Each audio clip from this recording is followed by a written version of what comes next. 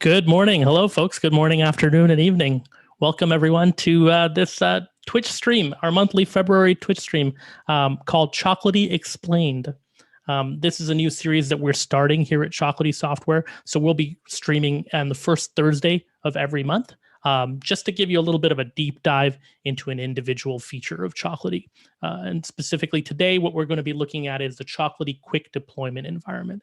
Now, thanks for joining us, folks, live on stream. Feel free to drop your questions into the chat, and we'll see if we can get to them at the end during more of a Q&A. And if some of you joined us from the 12 Days of Chocolatey events, then welcome back, and we're glad to have you here again.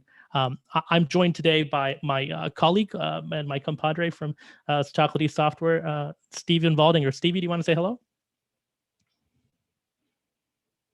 I think you're muted. It would help if you click the buttons. Technology is hard. Yes. Hello, everyone. I am Stephen. Awesome. Awesome. We'll get to Stevie in a sec. Stevie's going to be doing a live demo of the quick deployment environment. So let's hop in here. So just a bit of an agenda for you up front. And just to let you know, there won't be too many slides here. And the real reason for that is we want to get right into the content. We noticed something in with the 12 days events where y'all really wanted to see the technical details of what was going on. So we really want to bring that to you as soon as possible. And so I'm going to run through some initial slides here, but then we're going to go straight into the live demo and dig in and actually show you setting up a QDE environment live on stream pretty much. So I'm going to talk a little bit about the overview for QDE and what it is, in case you don't know what the quick deployment environment is, then how to get access to QDE image and a Chocolatey for Business trial license. And then also I'm going to touch on the QDE initial download and setup and overview. So some of this stuff I've prepared beforehand, just to let you guys know, we are using Azure today. So we are using the Azure version of the image, and we did push this up ahead of time, just to save ourselves a little bit of time on stream. You don't want to watch a progress bar going across. So I'll run through the basics of what we did there, and then we'll hop in and get Stevie to do the demo live of actually just setting up. So as soon as you get it spun up, the QDE VM spun up and running in Azure, the first steps that you take right from there, the initial configuration and that script that you run to get everything running. So Stevie will be doing the live demo part of that, and we'll also even show you how to check in an individual endpoint client, hopefully, if we have time. Is that right, Stevie? Yeah, we should be able to. Cool, awesome. So we're going to do an end-to-end setup and test for you there. And then in the end, I'm going to loop in a little bit of QDE docs, our frequently asked questions, which we've just updated as of today for QDE, because we want to go take care of any gotchas that you might have, that you might run into, and then we'll address that Q&A at the end as well. Any questions that you have, go ahead and throw those into the chat there. Cool. Okay, so without further ado, let's hop into the slides and take a look. So what is QDE? First of all, this diagram you see in front of you is sort of our best practices architecture. It's sort of what we see a Chocolatey solution to be in a lot of environments that we work on with customers. So this is what Chocolatey for Business would look like. We have some features here in the beginning for package creation. So that's package builder and package internalizer. It's important to note that these features are Chocolatey for Business features, all the ones we're showing off here. I noted somebody in the chat was talking about Terra and a couple of the other RMM solutions that use Chocolatey open source and then the community repository. Just to let you know, the intended use of the community repository is for individual use, not organizational use. And there are limits to the community repository and rate limits that get applied if you're using the community version. That's why we encourage you to use the Chocolatey for Business version and internalize those packages. So the package internalizer is the other piece of that, taking those 8,500 or so packages up on the community repository and making offline versions of those. So bringing them into your environment, hosting them into your repository server, so that now you can robustly, reliably deploy them across thousands of endpoints without any pipeline ever breaking down. If you have a pipeline processor, if you're trying to deploy to multiple nodes in that manner. So, of course, a lot of organizations build pipelines into this to automate the process of internalizing those packages with Chocolatey for Business. So a lot of folks will build a Jenkins pipeline or a TeamCity pipeline or even Azure DevOps. So that pipeline tool is another piece that usually folks have to set up. And I'm getting to where this gets simpler in a second, folks, I swear. So then hopping in, of course, you need somewhere to host those packages, and that's a repository server. So we standardize on a NuGet v2 repository. The solutions that are available are JFrog Artifactory, Sonatype Nexus, and Inito ProGet. Those are sort of the best of breed solutions. the solution that most folks often start with is Sonatype Nexus because there is an open source version there.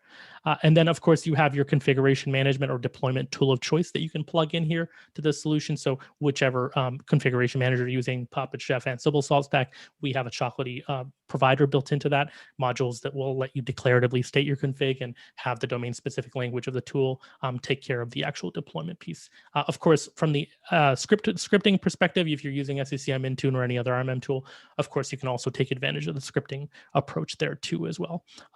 And so that's your deployment solution. And then you have Chocolatey Central Management here at the bottom. And Chocolatey Central Management is your web dashboard, and that's going to give you an accurate overview of your entire estate of endpoints in terms of what endpoints you have checking into CCM, what packages you have on those endpoints, and whether those software packages are up to date or not. And that will get reported. You can pull that reporting. And then now also, as of last year, the second half of last year, we implemented deployments into there. So now you don't actually necessarily need an additional deployment solution.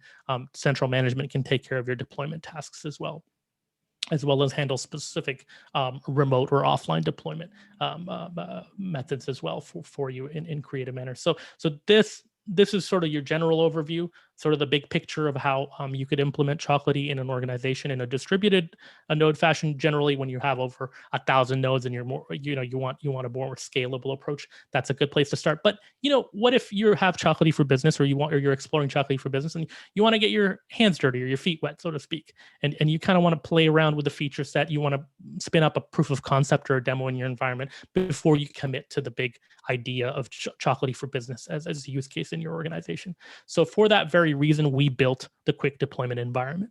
Now, in the Quick Deployment Environment incorporates some of this stuff all into one VM. And that admin workstation where you're using tools like Package Builder and Internalizer initially, then the automation pipeline of Jenkins with some of those PowerShell scripts to automatically internalize on a schedule some of those packages for you, so you have the most up-to-date versions without any manual intervention.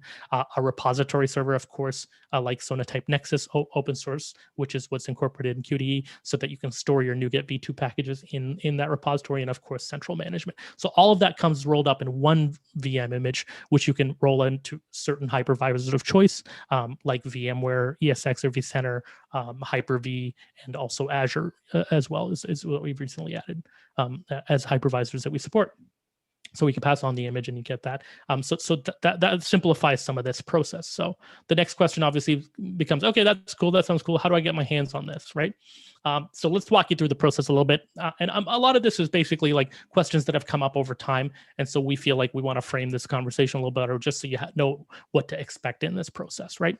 So Chocolatey, obviously Chocolatey, the Quick Deployment Environment, or QDE, is available to Chocolatey for Business or C4B organizational customers. And we specifically say that because Chocolatey for Business and QDE itself takes advantage or leverages a lot of those advanced features that are available to Chocolatey for Business customers, so specifically the package internalizer or the package builder features for quick creation of packages in as little as 5 seconds, and then also the Chocolatey Central Management piece, specifically for not only deployments, but sort of tracking and reporting on all your applications. So you do require a C4B license for that. And even if it's a trial, you do require that. You have to drop in the license as one of the first steps for QDE. The second step would be, of course, you go to the Chocolatey homepage and browse to QDE under the Solutions tab, and you can read a little bit about it. So the QDE Solutions page is very useful, and it's actually a great resource for managers and C-level staff. So I'm going to slide over here and open up a actual new tab and show you that. So I like to do this stuff live as much as we can.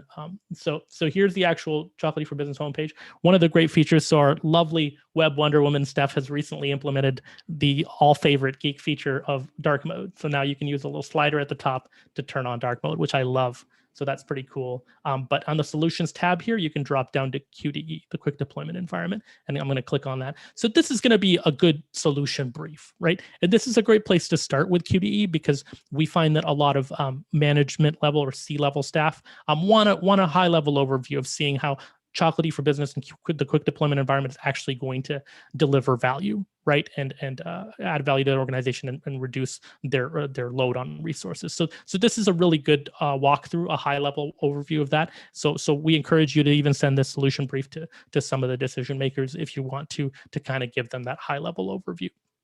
So in here, of course, at the bottom, when you run through this page, you'll see get the QDE appliance, and this will link you to a form. And this is a sales form that gets sent over to our sales account management team. And so you need to fill this out. And that's the simplest way to get your hands on it initially. You just need to give us a little bit of information about your organization in order to do that. And there is actually a simpler URL which created for this, ch0.co/QDE. So ch0.co/QDE is going to give you a nice and easy way to be able to get straight to that sales form if you want to, and fill that out. So once you fill that out, of course, somebody from Chocolatey is going to reach out to you, and they're going to talk to you specifically to try and book some time with you that we can go through a Chocolatey demo. And so why do we do that? We kind of want to introduce the Chocolatey for Business features to you, but we also really want to understand your organizational requirements. And I say that because as a representative of Chocolatey, like we all are, what we're trying to do is keep things simple and help you solve those problems, right? And at the end of the day, we don't want to give you a solution or provide something that doesn't add value for your organization. So we want to understand your use case, and we want to help tailor the C4B solution for your organization. So that's what that conversation really helps us to do. And then of course, at the end of that, if everything checks out and we're and it seems like a good use case for you, then you receive a trial license and a link to a QDE image. So those are the two pieces that you get to start this process off. So once you have a trial license and a link to the QDE image, which is provided, and you'll get that via email from our sales staff, then you start this process. So you do the initial setup and overview. And I, again, will jump right into the docs because I really like this process a lot more, because this is actually what you're going to be doing. So let's go to docs.chocolatey.org. And this is also another site that we've had some recent updates to. It's been really great, and I enjoy it. So also dark mode available here too, folks, on the docs. So very cool. And one of the favorite features of our main Chocolatey.org site and our doc site I love is the ability to hop right into the search bar there. That search bar is powered by Algolia, so it's super fast and efficient. So if I just type in quick deployment, it's going to take me straight to the quick deployment environment page. So here's my page. And the nice thing about this doc site now also is we have this nice little table of contents sidebar, so you can quickly hop to a specific section if you want. We have this FAQ here on the side that I'll cover in the end here a little bit more, but this is the QDE page, the main page. And in the sidebar here, I can hop right to setup to show you a little bit about what we're doing for setup. And I promise I'm almost done here, and then we'll go to the live demo. So just summarizing a little bit of what we did, first of all. So of course, I got that QDE trial license, and I got my QDE image. Now, if I'm going to read through this doc, consider some of those things. If I'm going to change the host name or add this to a domain, this VM, of course, that's something that I'd have to consider. So that's something that I would do before I run any scripts on the actual VM to do initial setup. But if we're specifically talking about importing the virtual environment and getting it set up, we have a couple of platforms here. So we have links for a Hyper-V, a VMDK, as well as Azure. So Azure was what I was using. I just want to show you that on the sidebar, you can click right to your platform. Like, let's say I would go to a Hyper-V here. Not only do we have detailed steps, but we also have videos here that we have for the different setups. So that's for Hyper-V, and this is for VHD, and that's for a VHD appliance, I believe. And we also have for the VMDK section videos on how to set that up as well. So please do follow along the videos if you want to. It makes it a little bit easier to follow along and pause at certain steps. But for Azure, we're going to stick to right now. So this is sort of walking you through a fully cloud-enabled, sort of internet-enabled version of QDE. And Stevie will touch on some of those points there. So firstly, of course, prerequisites here, you need to make sure you have Hyper-V on that admin workstation where you're actually doing this work of preparing the disk image and the AZ PowerShell module, of course, as well. So those two prerequisites need to be completed. I did that beforehand here, and AZ copy as well, of course. It's just easy install. If you have Chocolatey and you have Windows, you just do Chocolatey install AZ copy 10-Y. So I did that beforehand, and I also actually uploaded my image already. So these are the steps I walk through, and you can see they're detailed here. Once you get that first archive, you get the image file itself, the VHD, and you get these two scripts. So I ran those two scripts using that image. Firstly, the first script used the Hyper-V PowerShell module to create that Azure fixed disk. So take this VHD that you downloaded and turn it into an Azure-ready VHD, a fixed disk of about 100 gigabytes in size. So you will need that disk space there on your admin workstation when you're building this. And then the second new QDE Azure VM script goes through and actually creates the VM resource on your resource group on Azure. So goes ahead and make sure that the disk is up there and creates that resource group around it and creates all the different pieces of the VM and joins them together, all the different components in the resource group that you've chosen. So I basically just walked through these steps here, copied and pasted, and just changed the parameters to my specific Azure tenant. So I walked through all those steps here, and I have a fully running Azure VM now over here. So let's just hop over and I'll just show you a little bit of a preview. So this is my resource group that I created. I've, of course, got the VM itself, a network security group, my NIC, and my public IP, of course, for that, because I am exposing it publicly. So I do need a public IP and make sure the NIC's connected to that. And, of course, the disk itself. So that's my resource group. In addition to that, of course, the QDE server is running here as well, up and running. I've blurred out some of this and it says stop, but believe me, it's running because Stevie is going to show it off in a second. So we'll actually see it running on Azure there. So now I've got all those pieces ready to go. Now let's hop in and do a live demo. So for this, I'm going to hand over to Stevie. Stevie, are you ready to go? Absolutely. Okay, I'll stop my share and hand over to you, sir. All right. So grab the right desktop here. So while Stevie's doing this as well, I just want to mention a quick point. So Stevie's got the VM up and running here, but the one thing we wanted to touch on that's been done on this VM beforehand is because we are internet enabling this, right? So Stevie, can I just touch on the certificates real quick? Yeah, absolutely. Awesome. So to understand internet setup, right? Now, this isn't going to be an exhaustive coverage of public key infrastructure, right? Obviously, SSL certificates can be complicated. So I'm going to try and summarize this real quick. Basically, what I've done in Azure, or what you can do in your platform of choice, is you need to have a public IP, of course, and then you want to have a fully qualified domain name that's DNS resolvable to that IP. Now, that fully qualified domain name needs to also be the certificate subject on the certificate that you procure or generate.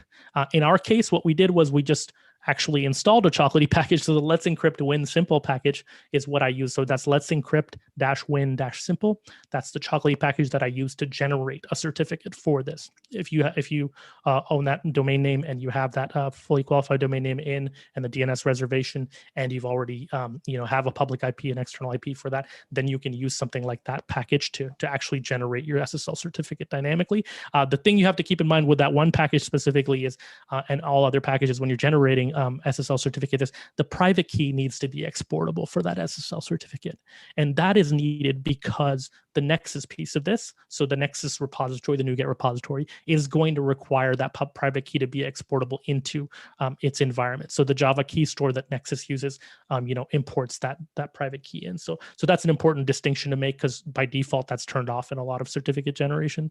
So you just need to make sure that that's on, whether that's a domain cert or self-generated cert with Let's Encrypt. So there is a setting in the Let's Encrypt package that you can turn on to make the private key exportable. Just a heads up, but that's my sort of general overview. So now you've got your SSL certificate ready to go, and you have your external IP that's DNS resolvable with that fully qualified domain name. So I'll hand over now officially to you, Steve. Go ahead. Cool. All right. So the first thing we need to do is provision our server, right? And the first thing to do there is get a Chocolatey license and actually put that license file in the right place. So I've got my license file here. I'm just going to quickly copy that. I'm going to click my back arrow. It's going to take me right to the C program data Chocolatey license folder where this license needs to live. And I'm going to paste that license file in. So now I have my license. I'm good to go. I can start running the setup. I'm going to skip the prerequisites and the expand the size steps because that's already been done on this VM by Adil previously. And again, I've already done step 1 here for the environment setup, and this is already done for me as well. So I can skip right to running the setup script. Now, there's a couple of different flavors of this script depending on how you're going to configure your SSL. If you want to do a self-signed certificate and just let setup handle everything for you, you can just run this here directly. Set QDE environment with your API key. We'll generate an SSL certificate and we'll plumb everything up on the back end to use that self-signed generated SSL certificate. If you've got your own, there's options down here for that as well. So in my case, I have a certificate from Let's Encrypt that has the subject name that I want. So its subject name is chocoserver.ch0.co. That's what we'll use for the rest of the demo, is that fully qualified domain name. If I had a wildcard certificate that doesn't have a particular subject on it, I still need to plumb in what fully qualified domain name I want to use based on that SSL certificate. So in that case, I will use the certificate thumbprint parameter, provide the thumbprint of my SSL certificate that I want to use, and then provide a certificate DNS name, which we use to light everything else up. So we put the correct URL in all of the other places for setup scripts, etc. Hey, Stevie, that we just need real to quick. use. Oh, sorry, real quick. I just wanted to, not to interrupt, but I just wanted to clarify one thing here for all the folks listening as well. So the self-signed process, right? That first process you highlighted, it is really only useful if you got it internally, right? If you have it behind a VPN or within your domain or within a subnet that's limited, right? If as soon as you're internet enabling, if you want to show off, Stevie, on that in the parameters section, there is that internet enabled parameter at the bottom there. So the internet enabled, so the internet enabled is really important, because if you are internet enabling, the self-signed certificate option goes away. You don't have the option to use self-signed certs. Is that correct? Correct. Yeah. If you're going to internet enable, you have to use a third-party certificate or an ADCA certificate that is already trusted on your machine. And I'll talk about that more once we get to actually rolling out a client and why that's important. Yeah, trusted domain cert is another option. You're absolutely right. Thanks for covering that. Okay, cool. Go ahead, please. So I'm just going to paste this in here so it doesn't automatically fire on me. And I'm going to provide my certificate subject, chocoserver.ch0.co. And I think that probably started a train script accidentally the last time. So just I'm going to do that over there so it doesn't get confused. All right, so this process is going to take a couple of minutes to run through. So what we're doing, did I install? I didn't install the Let's Encrypt cert. Oops. Just need to install local machine. Okay, yeah. So quick thing to touch on here.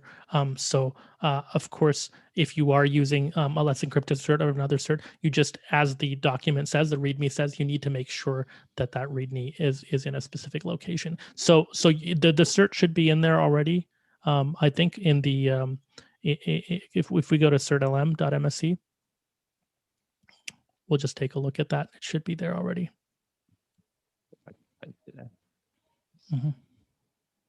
So if we go into, by default, Let's Encrypt will throw it into the web server certs, I believe.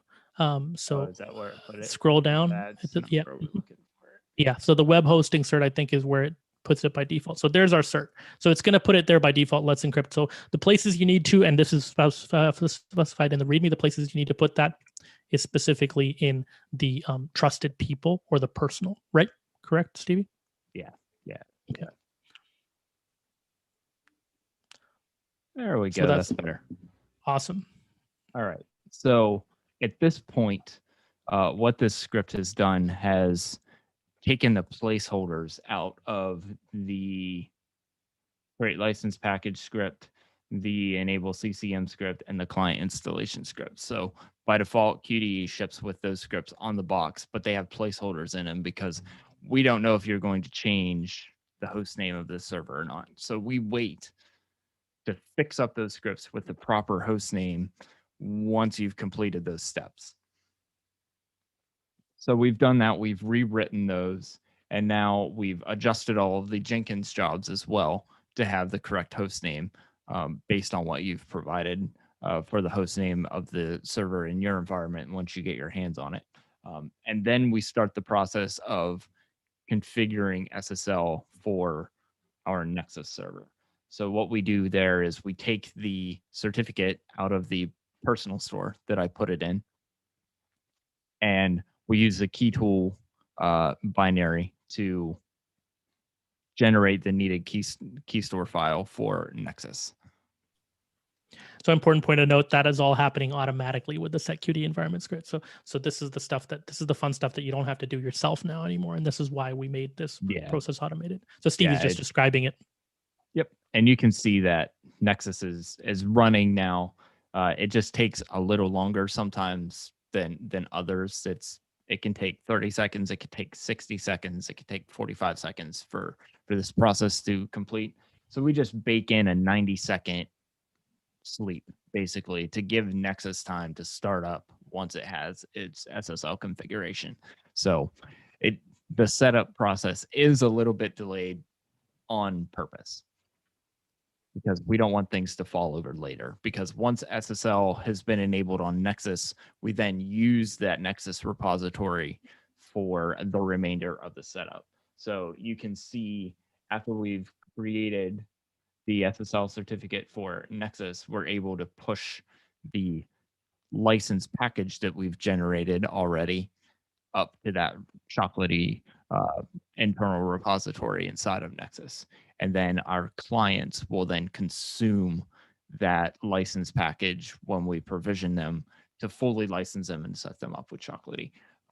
But this part of the process is just going through, creating that license, pushing that license up to the repository, and then it also pulls that license package back down and installs it as a Chocolatey package on the server itself, so that you can track that license over time on the server itself, and makes the upgrade process easier there as well. And then we just go through and we're setting up the central management components now. Plumbing all the pieces. I love it. So I really enjoy that license package stuff, because that's cool, because it's very much us dog fooding this process, right? You're taking your Chocolatey license, you're turning into a Chocolatey package so that you can easily deploy it on your endpoint nodes. And that same script, every time you get a new version of your license, you can use that same script to generate a new version of your Chocolatey license package. And then the nice thing about that script is it actually will test that license package on QDE itself. So it will try and install the license package once it's created it from your repository to make sure the whole process works. So I really like that. That was very cool, Stevie. Yep. And just so you know, the mad scientist behind QDE is here. So that's Stevie. Stevie is the guy whose brainchild was QDE. So you're hearing it from the source. Very cool. Right, so it looks like we've got the Chocolatey extension package installed. That gives us the right-click context menus and all that good stuff. We've pushed up I'm just going to move this a little bit. We've pushed up our client setup scripts and our Chocolatey install scripts. Everything that a client is going to need to provision itself later has been moved into the Nexus repository at this point, and everything has been set up and configured. So setup is done. The very last step that we provide as part of setup is querying the Chocolatey community repository for the top 100 or so packages based on download count that you can select from this out grid view window. So for example, I'm going to select this Google Chrome package, and I'm going to control click and select Firefox, and I want VLC. And then I'm going to click OK. PowerShell exits. It's out of our way. It's running in a background job to internalize those packages from the community repository and push them up to our Nexus repository. But now this that we're is a fully set great up, question. Sorry, Stevie. I love to interrupt you, already. But this is a common question that we often get from our organizational folks that are trying out Chocolatey. They're like, "Hey, I selected those packages in that out-grid view, and then it just went away. So I don't think it did anything." It actually is running in the background. It runs a background job, and you'll see those show up in your Nexus repository eventually. So not to worry. Just wanna throw that out there, because folks often say, "What happened to the job?" Yep, absolutely. So if we go to browse, we've got a couple of different repository servers turned on here. or repositories. This is the Chocolatey internal production one. And as you can see, the Firefox package that I selected, the Google Chrome package, it's shipped with 86 on the box, but it pulled in version 88. So we've got both of those versions available now. And it looks like it's still chewing on the VLC package. That one hasn't showed up yet. So it's doing the work. It's just doing it in the background. Oh, there it is. There it goes. So that is all done. And I realized that I just ran that setup script and I didn't throw the internet enabled flag on it. So we're going to do one more step. So you get a peek behind the curtains of how you can transition from not being internet enabled to actually internet enabling the box. And the first thing I'm going to do is just change this password because it takes a second. And then we will do that. So just as a highlight, so that set QDE environment script initially, if you are public facing, just run that internet enabled parameter, and that will take care of encrypting with your client salts and your server salts, and making your Nexus repository secure with a role and a user credential. And Stevie's going to go in that'll become manually now. Very apparent. So right now you can see that we can see all of these repositories without logging in. We can get in here. We can look at the packages and all that good stuff. Once I do that should be available. Yeah. Yeah. So I'm just going to cheat here real quick. Do my this over just a little bit so I can grab this stuff.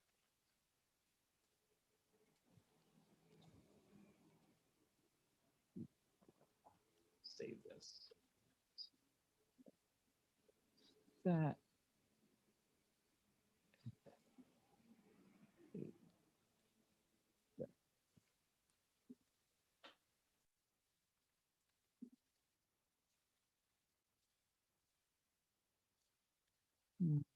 Fully qualified domain name.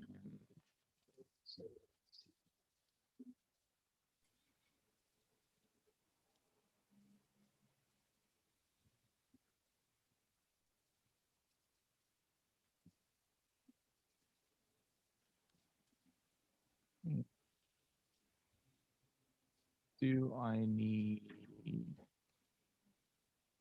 anything else? I don't need that. 32 for that. So this script you're running for the set QDE internet security, this is specifically if you've run if you haven't run an internet enabled. So you folks won't have to do this if you run the internet enabled parameter ahead of time, just to let you know. Yeah. Yeah, the setup script will handle doing all that just as I just did on in the command line here. I didn't do it. I didn't have that internet enabled switch, so I had to manually flip that. But you'll see that it gave you some information in the output after it did that. So what that has done now has hardened Nexus, basically. So if we go back here and refresh Nexus, well, we no longer have all of that stuff. It's all gone. Anonymous authentication has been turned off. And if we were to sign in with our admin account, we would see that we've created a Chocolatey role and a Chocolatey local user inside of Nexus. And we've given that Chocolatey user read-only permissions. They can only view and browse the NuGet repositories and the raw repositories available in Nexus. And those are wildcards. So if you create your own repositories later, after you've built this server, say you want to have like different departmental repositories or something like that, you don't have to change anything with your client setup process. All that stuff will still work because the role that we've created allows for that. Very cool. So Stevie, just a quick note to touch on.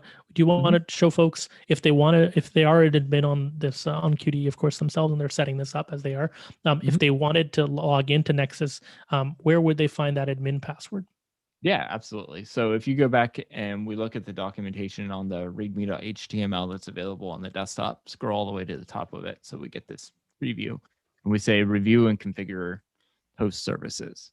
So we can click on this Nexus repository here. we've got our admin, and we figure out what the default password is and put it in here. Sorry, that's the API key, right? So the initial password is what we're looking for. Yeah, the initial password. Yep. Sorry, I had the wrong thing highlighted. So we've got that initial password. We're going to copy that. We can come over here, sign in. And it also tells you the first time if you try to log in as admin, this is the file that we're reading that data from. So if you want to go there and get it, or do like a get content against that file, you can do that as well. So go ahead and set that now, because we've exposed that password publicly. So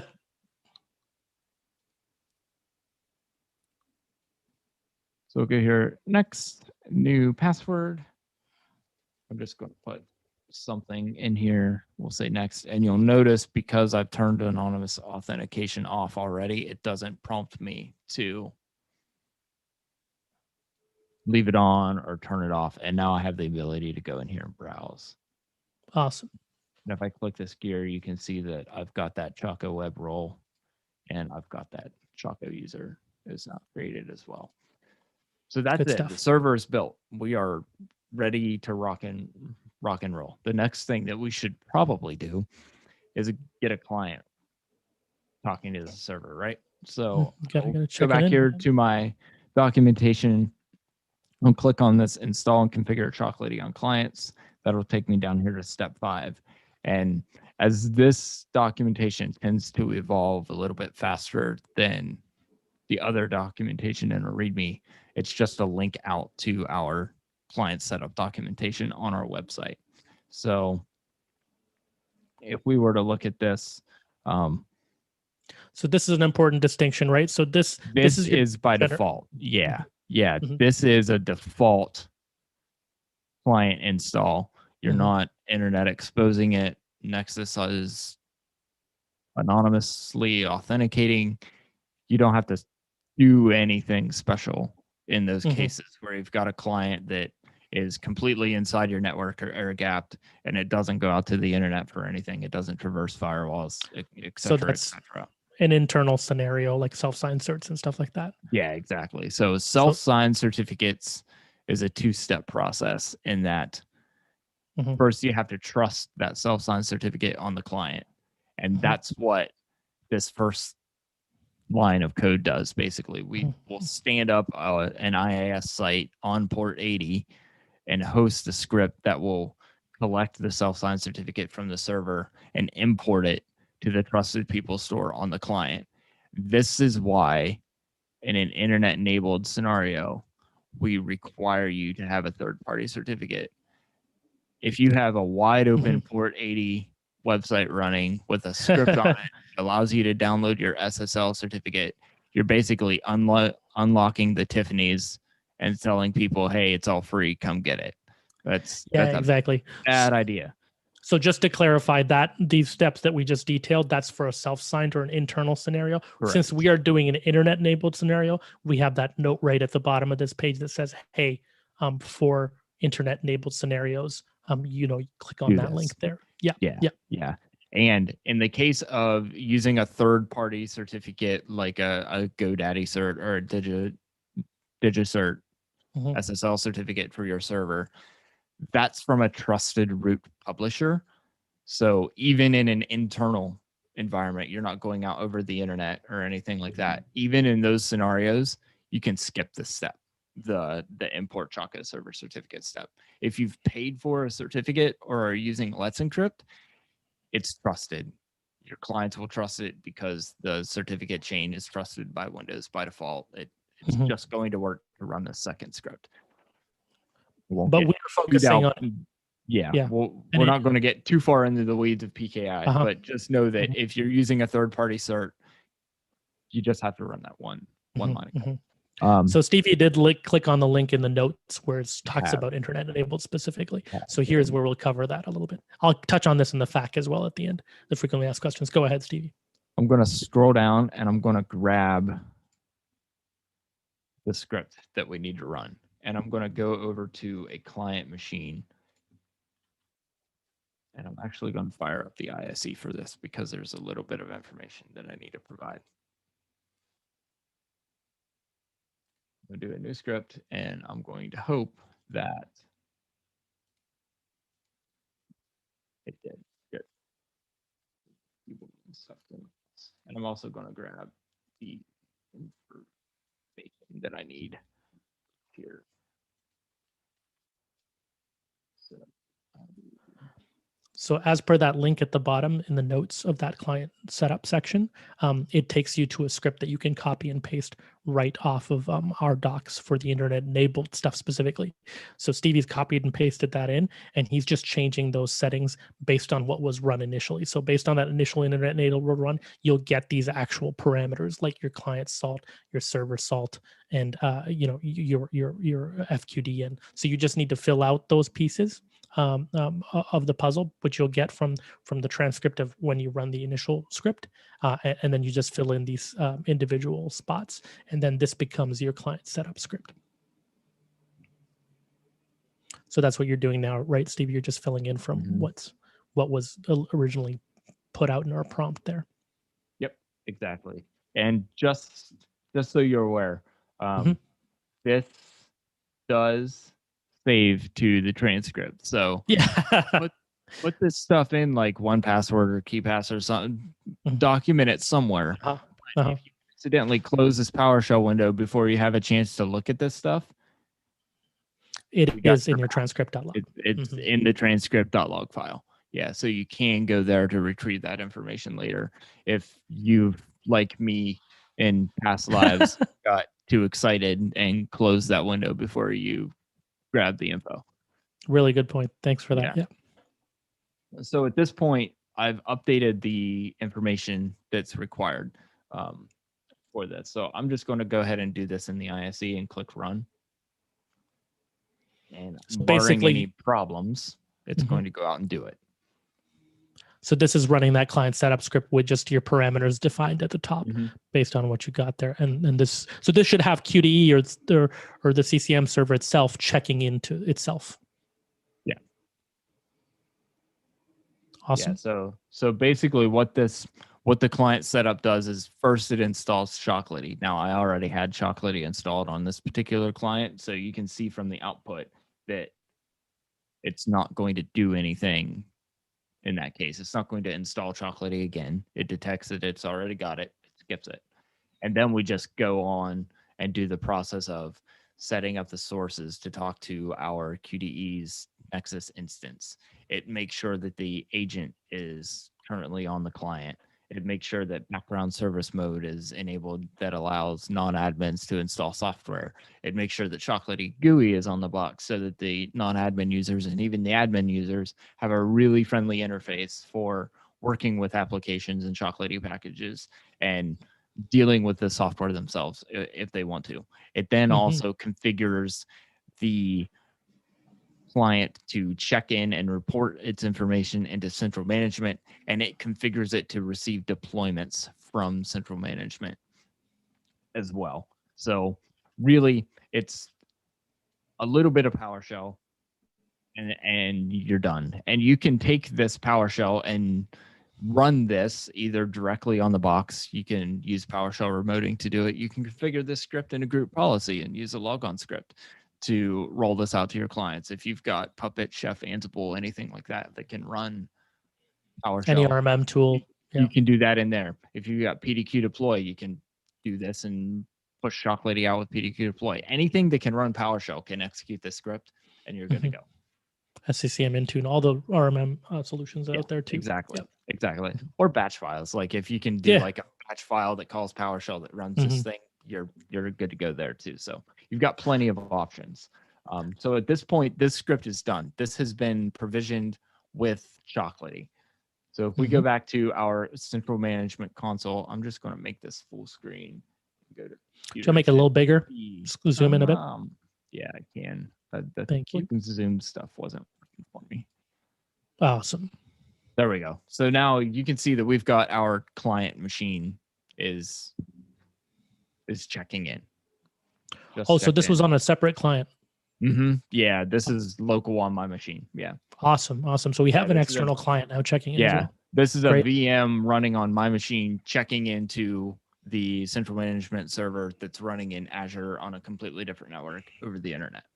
So that's awesome. That was relatively painless. We gave you the PowerShell you need to use. Just the parameters was all you had to change at the top. You just run that on the endpoint, and then once it's checking into CCM, we can manage it from CCM, right? Yeah, absolutely. Just to show you no smoke and mirrors, I'm going to my Chocolatey internal repository. What this is doing is just collecting all the packages that are available there.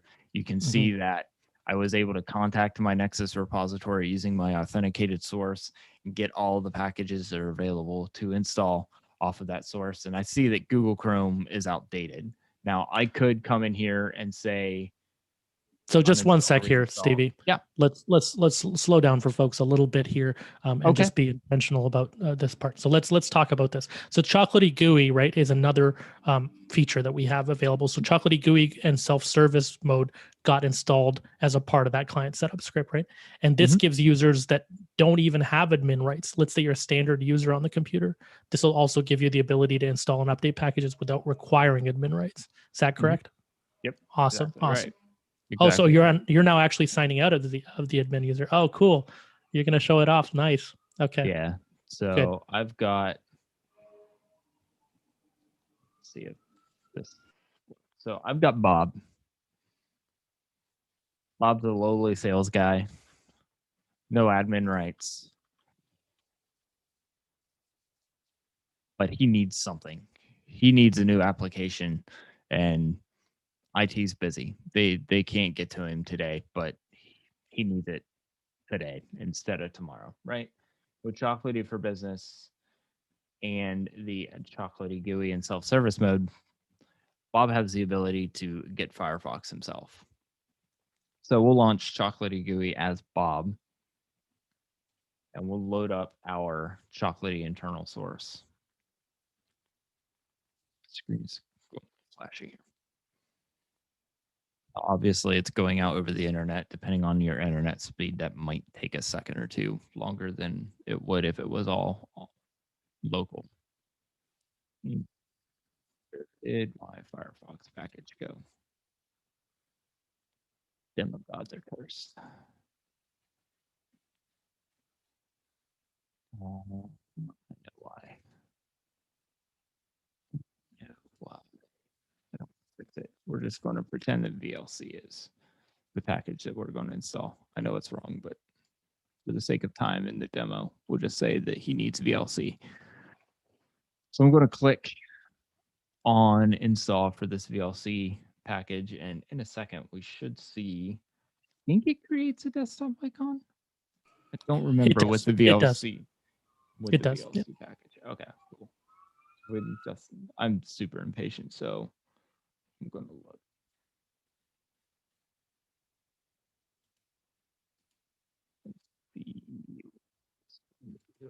Yeah, so it's doing the thing now.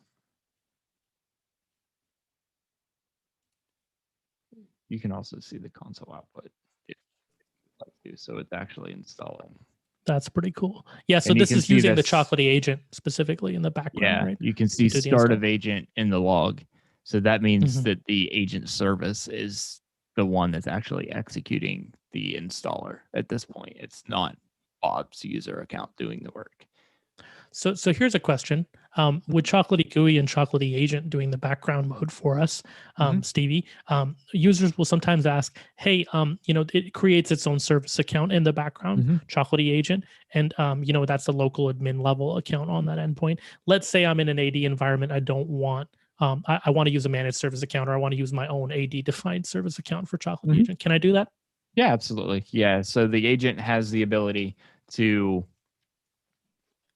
run as any user that you provide. You can pass in a username and a password, or enter password if you want to interactively type that in as like a secure string prompt. So generally, if you would like. If you're using, let's say, an AD account, would you recommend that that's something where when you install the agent, you pass that as a parameter when you install the agent first of all for what account to be used? Awesome. Oh, there you go. Look, VLC showed up on the desktop. We've now got VLC installed on this user's machine. Bob is happy. He has VLC. and Bob is a non-admin, and he was still able to give himself VLC, which is super cool. We So could very also cool. see that now. It should have reported in already that it's got VLC, depending on how fast. Which endpoint are you on here? This is the client machine. Okay. Check-in time 40. Yeah, it hasn't checked in yet. I could make it check in to see that VLC is there now, but it's in the middle of its check-in cycle, so we won't. So let's. Yeah. Well, while we wait, let me just ask a quick question here about this now. Another thing we often get is, now that we have this internet enabled, right? We have those additional security features in that client setup that we set up. Now, what if this endpoint now that I have, obviously this endpoint's in your home lab, right? If this endpoint, let's say, in the times of COVID, everybody is remote, we have all these endpoints everywhere. Then do I have to worry about what VLAN or subnet or where my endpoint is at all? Nope. And why don't I? Nope. Because everything is using SSL. So the Chocolatey agent service reports to the Chocolatey Central Management service over HTTPS. There's a very specific port you open on your firewall, 24020 or 24020. Yeah. And if you look at a keypad that spells Choco, because we're super clever like that. And then whatever port you're using for your repository server in the QDE environment, it's running SSL over port 8443. So those are the only two ports I need to open, right? Yep. Yeah. 8443 is for the repository so that people can see their packages and install packages from your repository. 24020 is for central management to report those packages into central management and send deployments to clients, or for clients to pull down deployments. There's no push involved. It's always a pull from the agent side. So that way it doesn't matter because CCM isn't reaching out to any of my endpoints. Correct. The endpoints and the agent is checking in. Cool. Yeah, exactly. Cool. It's an egress. Excellent. Yep. Ingress. Yeah. Yep. Awesome. Yeah. Awesome. So we can do that. Cool. Spell things.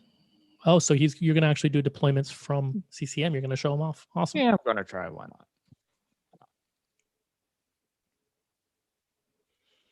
So now that the endpoint is checking into CCM, Steve, you can go ahead and use the central management dashboard to actually go ahead and install and upgrade packages on this endpoint as well.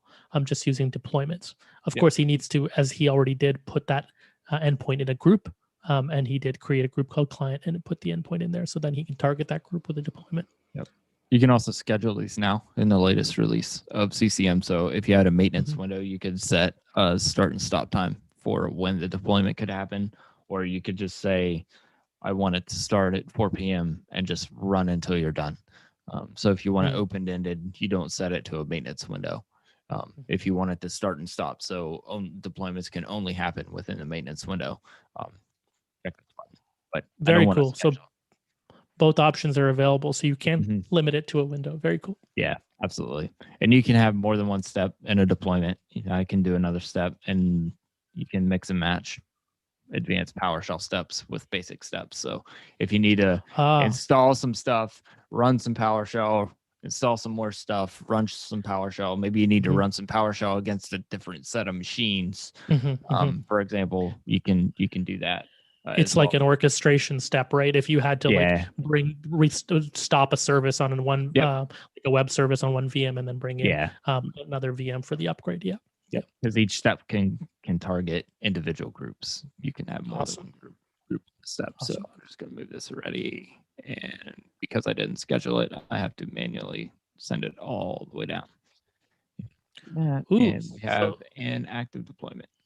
Awesome. So speaking of manually sending it like you just did, another little side note for CCM that we should probably mention, as of the latter quarter of last year, we did release the API as well, right? So you can programmatically do this now as well.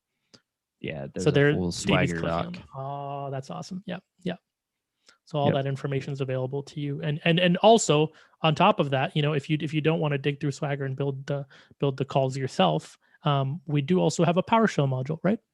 Yep. Yep, Choco CCM. I'm working on a new release right now. Hopefully it'll be Awesome. done by the end of the week. Crossing my fingers. Yeah. Well, that's cool. So that lets you programmatically access or interact or integrate this with other tools too, which is really cool. Yep. So you can do things like dynamically create your groups based on Active Directory, or dynamically send a deployment based on another thing, etc. Very cool. Is that available now on the PowerShell gallery? Yes, it is. Yep. Okay, awesome. So anybody who has access, you can publicly go and download it. And that's assuming you got QDE to point to, you can get up and running quickly. Yep, absolutely. Just don't. Yeah. I have half a mind to force the agent to check in, but okay. Don't really want to. Yeah. So deployments by default, an agent checks for deployment every 3 minutes. So depending on where we're at in that 3-minute cycle, I probably got lucky and it like had just done it. So we're waiting.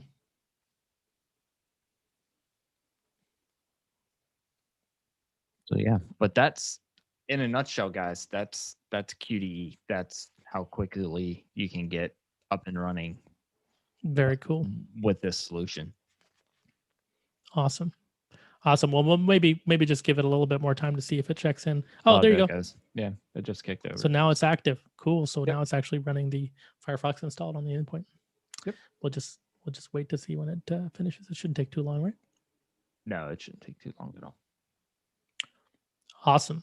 So yeah, so I guess along these lines, we wanted to show off some of these features for you and sort of give you an idea of how from end to end you get a VM up and running in Azure.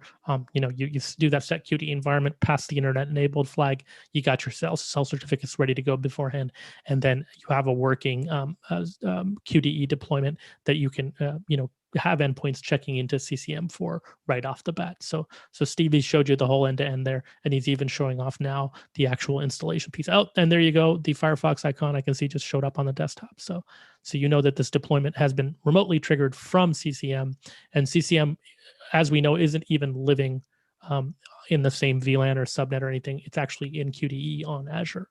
So this is fully publicly accessible and secured communication there. So there you go. The success is green. So this deployment was successful. So end to end, thank you, Stevie. You've really shown off that whole process. Cool. So let's hop back in if we can to the slides, and then we'll take. Great. So we'll take any questions here as well from the audience if you have them. So again, folks, if you have any questions, throw them into the chat. What I will work through here is also a little bit of the frequently asked questions. So the stuff we often get from customers, we'll touch on that as well here today. So that was the demo. Now I'm going to hop over and just touch on a couple more pieces here. So firstly, the QD docs, FAQ, and Q&A. So let's go over to docs.chocolatey.org here and take a look. So I'm going to hop in, and again, nice that we have the black dark mode there on docs as well. If I go into the quick deployment environment again, I'm just going to go straight to QDE. So I'm going to just go quick deployment. There we go. So the first link that's up there. So this is the actual quick deployment main page, the index page. So one of the things we just did as of today or last night is we updated the frequently asked questions. We had some on here, but we wanted to add some more for folks because we often hear folks asking questions and the same questions again. So it makes it nice and simple so that we have the FAQ available to you. And again, you can use the search bar right at the top of this page to quickly get these answers. That search bar works really well. So how do you take advantage of QDE? Of course, that link that we gave you in the beginning, ch0.co/QDE. But obviously, you fill in the form and you talk to a part of our team, and then you get that demo to get your hands on the trial and the image. What OS formats are supported? That's an important question. So QDE is built with an automation, of course, and a pipeline. So that pipeline specifically builds Windows Server 2019 standard evaluation. Now it's up to you to license that. The licensing details are in that desktop README and linked here, but that is the only version that QDE is built in. So it's up to you to license that if you choose to run this outside of a POC and a demo into a full production environment. Then you just have to license up that VM, drop in your license key, and run those commands in the desktop README. Stevie, by default, is it 180 days that you get on the Windows Server license? Yeah. It's about 180 days. So that's plenty of time for you to be able to try it out. for the actual evaluation for Windows Server 2019. What hypervisor formats do we support? So this is an important one because I touched on this a little bit before. So we have a VMDK available. We have a VHD for Microsoft Hyper-V and a VHD appliance for that as well. The VMDK, of course, is used for VMware, vCenter, ESX. It can even be pulled into VirtualBox. We have a VHD with some scripts that's specifically for Azure as well. And we also have this OVF here.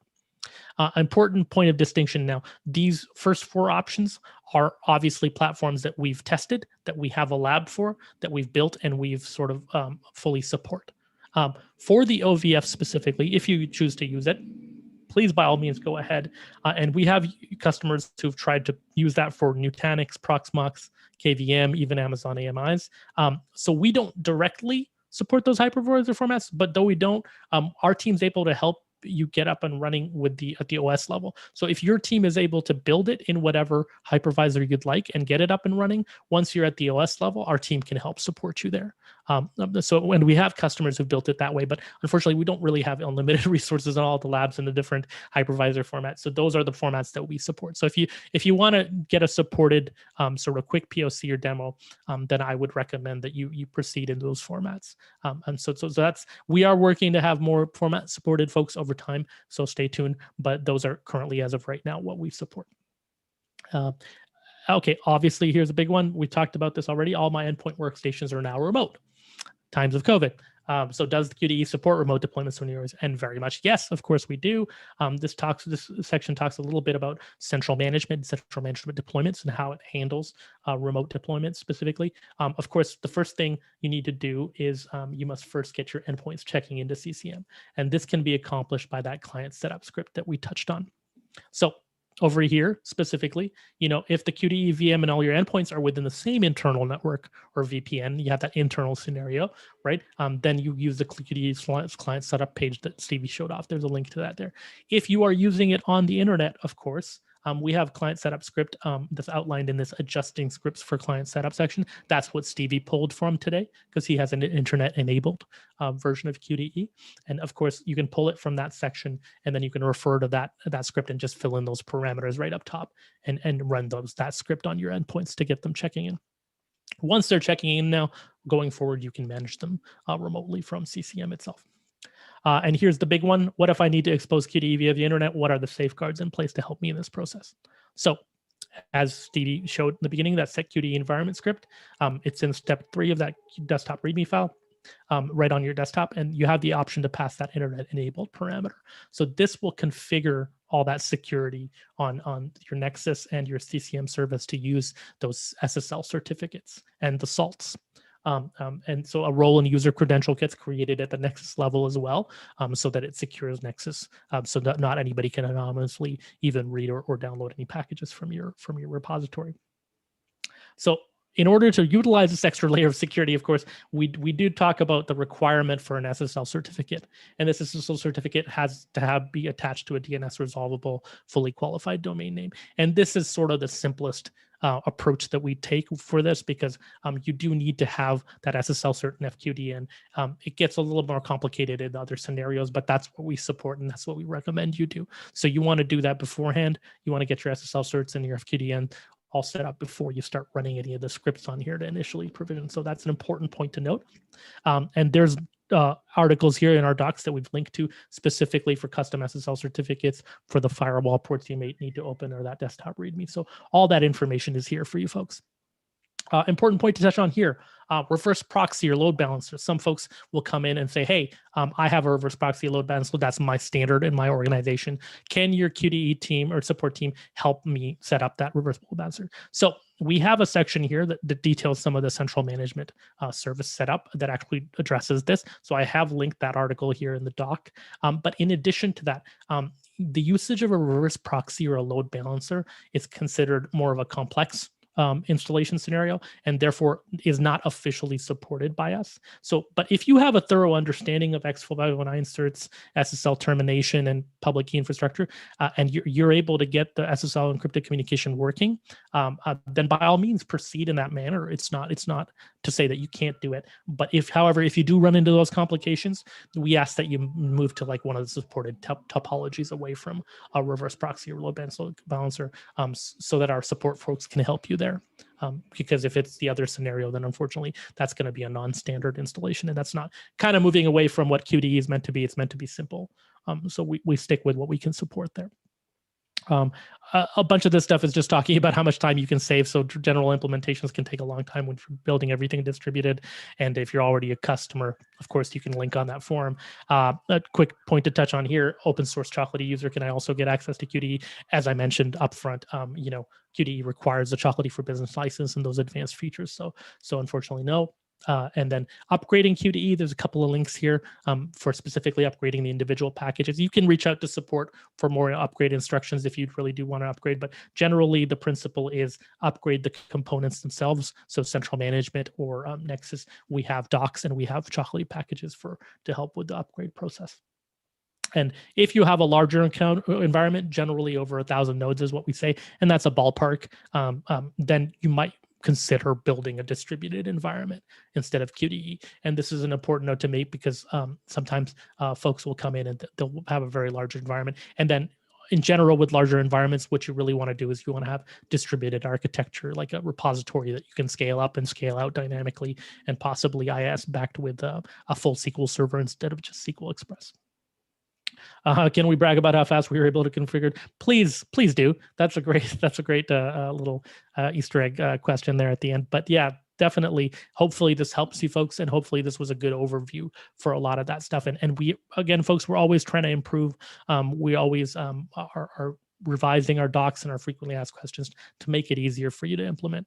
And we know some folks have had challenges before with QDE. Some folks it's really simple for. So we want to set you up for success as much as possible. And that's the purpose of this stream here, is to kind of walk through all the details and sort of the nitty gritty of it. So hopefully this video will be up on YouTube later, of course, and Twitch. So you especially on the YouTube, it's long living video. So we can always refer to this later. If you are considering QDE and you go down the sales pipeline or channel and you actually are able to check out QDE and get a trial for Chocolatey for Business, this is going to be a great video for you to reference back to.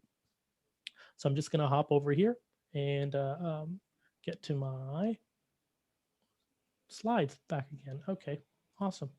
Great. So just a couple of links here at the end for you. Of course, you can contact sales for QDE. That's how you get your hands on it. It's just a form that you fill in. I've created a short URL at ch0.co/QDE for that. Our lovely lead architect, Gary, has built QDE v2 setup videos as well. So these are extensive, a YouTube playlist of videos that actually walks you through each of these individual steps of how you set up QDE, but shows off all the features of QDE, like, getting your, Nexus repository, showing that off a bit more, showing off Jenkins and Central Management as you'd like. So feel free to check out that. That's at ch0.co/QDE-videos. It's a good reference playlist if you're setting up QDE. And of course, Chocolatey on the organization is actually Gary's video as well playlist. And this playlist goes through a detailed way to set up a distributed environment as well. So if you do want the distributed option, also equally supported, and we can help you along the way. But that video playlist is a great place to start because it kind of breaks down a lot of those pieces for you.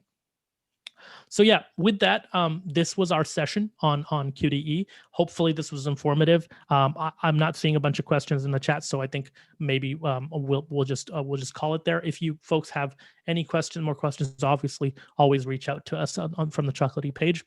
Anytime you want at chocolatey.org. But all the information is up here for you, and this YouTube video will be available later for reference. So on behalf of myself and Stevie, I want to thank you for your time. And this is the Chocolatey Explained series. So we're going to be on Twitch streaming every first Thursday of the month. So please tune in and ask questions and engage with us as much as you like. And the more you do, the more we enjoy it. So for sure, hopefully, even if you have questions or suggestions for future topics, for Chocolatey Explained, we're happy to cover them. Go ahead and submit questions to us as well. You can do that from chocolate.org, just with emails and stuff. So if you like, contact us through the forms available to you there, and we'll be happy to cover other topics as well. So thanks so much for tuning in. And with that, I want to thank you for your time, and hopefully you have a great rest of your day. Stevie? Thank you. Yes, super fun. Super fun. Looking forward to the next one. Thanks everybody for tuning in. Thank you.